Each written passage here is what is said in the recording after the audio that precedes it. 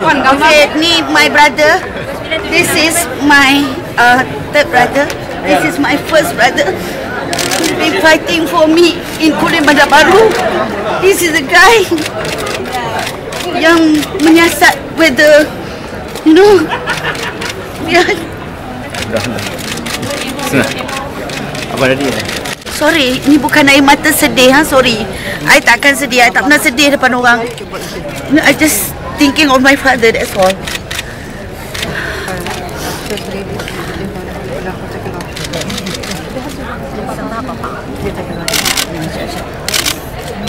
I give you a chance, tak apa, biar. You nak, I takut you.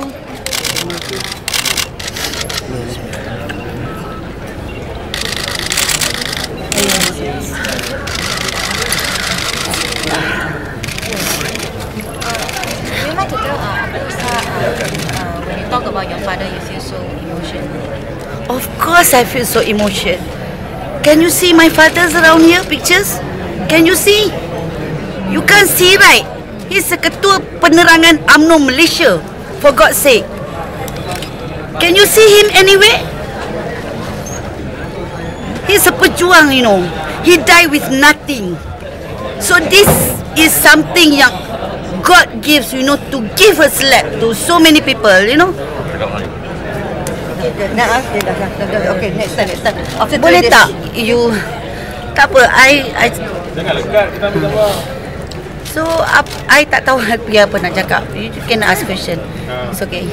But you ask question. Tadi Puan kata nak Puan datang dengan misi untuk membersihkan wanita UMNO. Ya. Jadi mungkin Puan boleh ulas sikit apa yang tak bersih dengan wanita UMNO sekarang. Itu soalan saya, wartawan 16 tahun. You know the issues, don't ask me.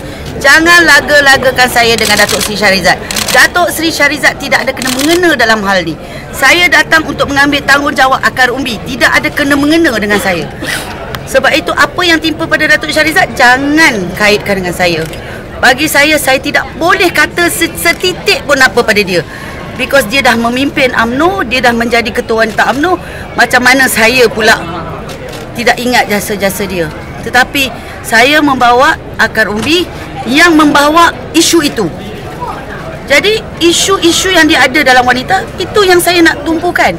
Saya tak mau tumpu. Bagi saya Datuk Seri Shahrizad tetap saudara saya. Semua yang ada dalam wanita tetap saudara saya. Wak Ima apa, tetapi saya cuba keluar. Jadi kalau saya tidak diperlukan, it's okay.